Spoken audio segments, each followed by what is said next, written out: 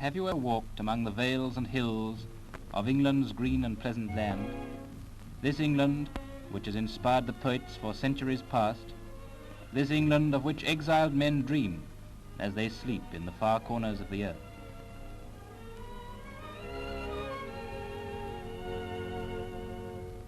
The beauties of our countryside are rightly famed all over the world, but sometimes we are apt to forget that only a small proportion of England's people live in lovely old houses in perfect surroundings such as these.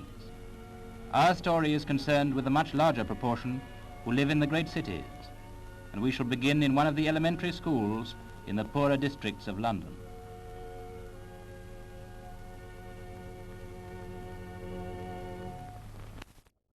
You have done very well this term, Molly. We hope you will like this book. Thank you, sir.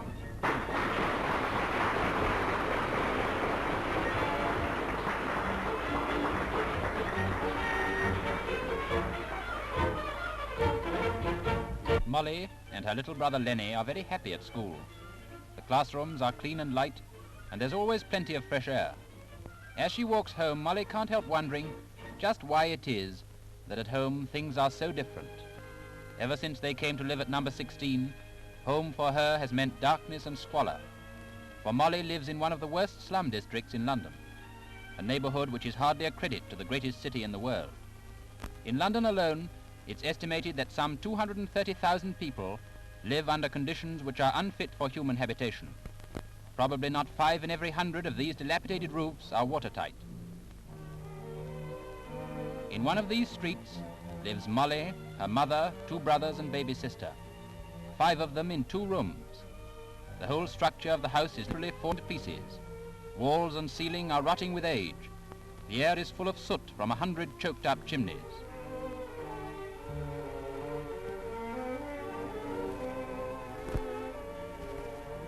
The floor is sinking so badly that wedges have to be put under the table legs to keep it level. In a modern farm, not even cattle would be stalled in such conditions.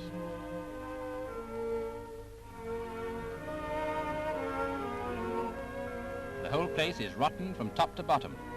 The decaying woodwork is infested with vermin. At night, the 5 of them, including a 6-month-old baby, sleep in one tiny bedroom, hot and stuffy in summer, cold and draughty in winter. Molly's mother has long since given up trying to keep the vermin out of the bed at night. With so much dirt in the air, she has long since given up trying to keep the place even reasonably clean. The 3 youngsters share the bed, but Molly has to sleep on the floor. She used to be frightened by the scuffling of the rats at night, only a few feet away from her, but now she's got used to them. And that's the greatest danger of all. Gradually, these people are getting used to these surroundings.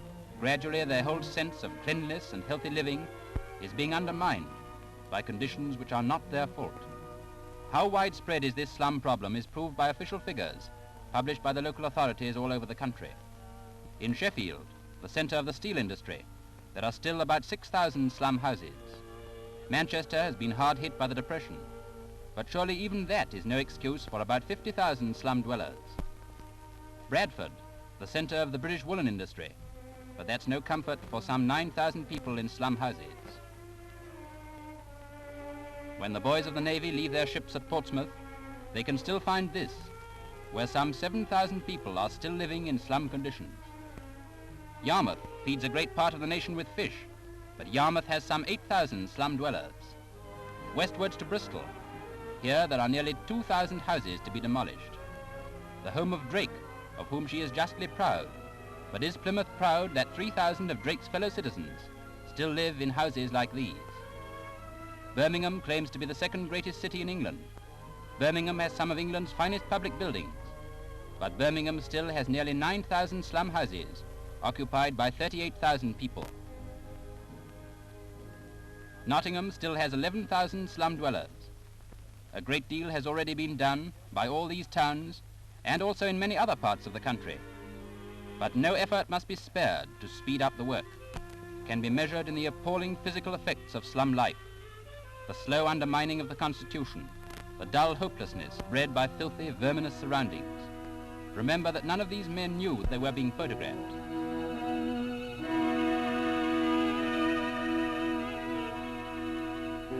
the ill health, usually leading to tuberculosis, caused by dampness and overcrowding. The children of today are the parents of the next generation. Unless these breeding places of dirt and disease are swept away, what sort of generation will it be? Are we going to perpetuate a C3 race?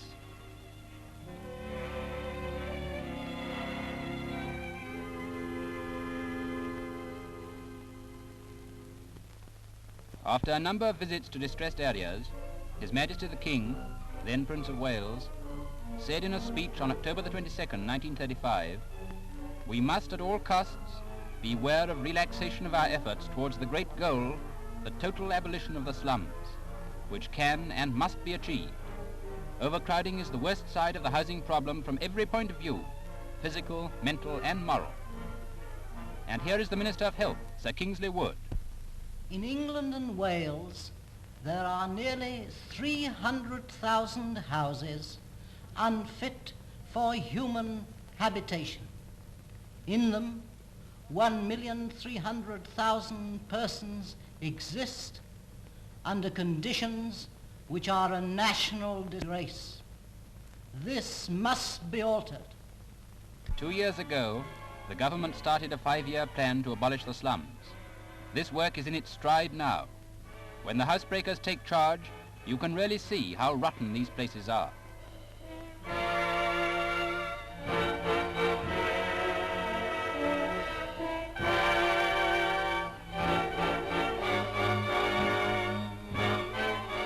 During the first 2 years of the 5-year plan, already more people have been rescued from these hovels than for the whole previous 58 years up to 1933. There are about 20,000 people here. 65 times this number, 1,300,000, will have to be rehoused by 1938. More than the combined population of all these towns: Plymouth, Yarmouth, Bristol, Canterbury, Exeter, Hastings, Norwich, York, Lincoln, Chester, Derby. In a few isolated instances, the problem has already been solved. Firms like this in York realize that the secret of good work is a well-housed and therefore healthy, happy and contented staff. Private enterprise is looking after its own workpeople. Among trees and flowers, over 500 houses have been built on this modern estate, all available at rents from 8 shillings and upwards per week. Employees in this vast organization have an opportunity of living in healthy, light, clean surroundings. Each house has a garden where the workers can grow flowers, fruit and vegetables.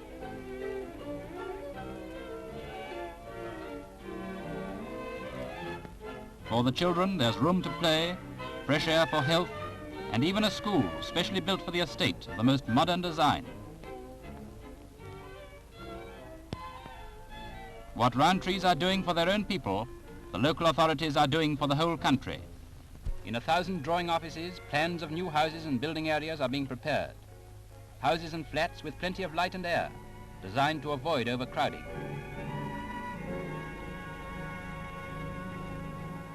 In 1,000 employment exchanges all over the country, work in the building trades is being provided for men who were previously unemployed.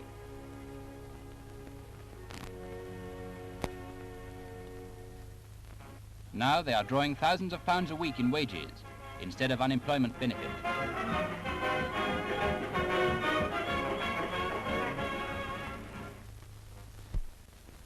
In 1,000 allied trades too, there's a tremendous increase in employment. In Northamptonshire, they're dredging the blue clay to make Flitton bricks. Many more men employed than 2 years ago. In this factory alone, they're turning out 500,000 bricks a week.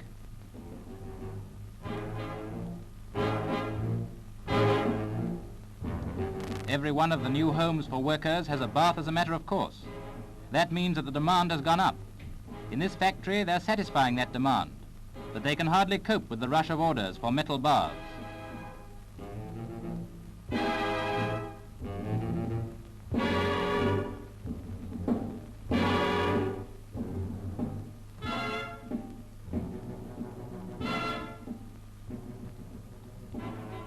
More houses and flats being built means more wood being used for doors, windows, roofs and floors.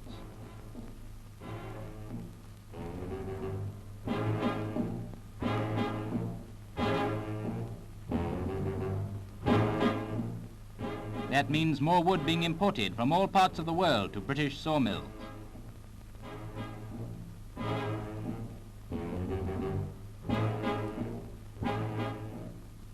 Here, metal windows are being riveted and forged. In the past, builders have only been able to use them for the more expensive houses.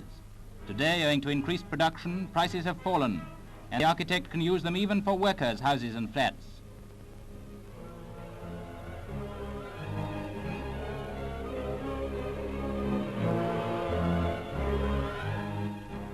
To preserve and decorate the woodwork, tons and tons of paint are being produced.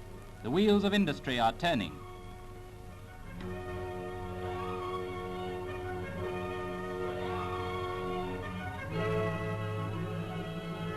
The artistic side of the new homes is not being forgotten either. Today, there's no reason why the family moving from the slum should not be given the opportunity of choosing their own color schemes and decorative designs for the new home.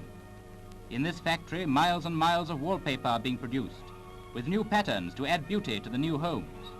The wallpaper manufacturers are busier than they have been for years past.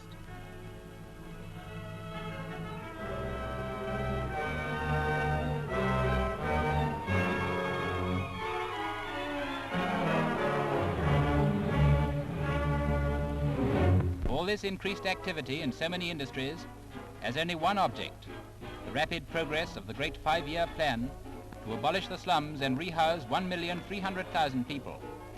Much has already been accomplished.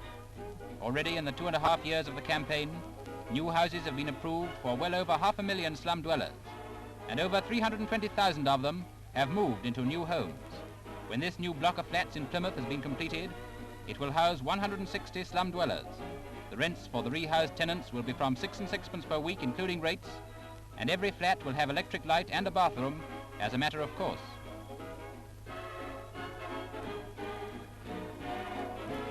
In Sheffield, already over 3,000 new houses and flats, and over 11,000 people moved from this to conditions like these. Rising like a great ship above the surrounding country is Manchester's new block of workers' flats. From these conditions, already the better part of 20,000 people have been rescued.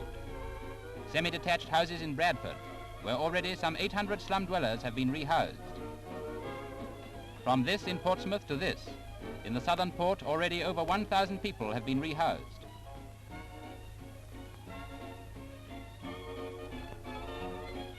Moving forward with the progress of the 5-year plan, Yarmouth has already rehoused 450 slum dwellers.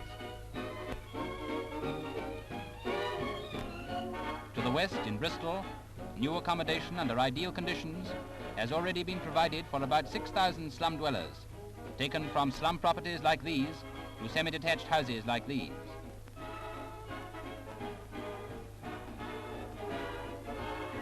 In the Midlands, Nottingham is not lagging behind. Already nearly 5,000 people have been rehoused among trees and green open spaces. Would you believe that these houses are only a mile or two from the centre of Birmingham? No wonder the workers feel as if they had been reborn. Birmingham has already provided new houses or flats for over 8,000 slum dwellers. In London's great new housing estate at Wandsworth, 2,500 people have been housed, in flats rented at between 7 and 6pence and 15 and 6pence per week. Two of the newest tenants here are Molly and Lenny, for at last their mother has succeeded in finding new accommodation, and number 16 has been left far behind. As Molly's mother says, it's just like living in a new world.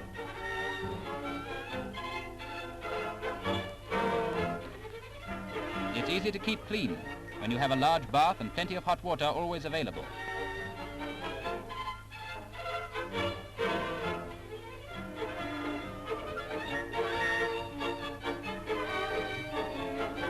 It's easy to keep healthy when there's plenty of light and air and no overcrowding.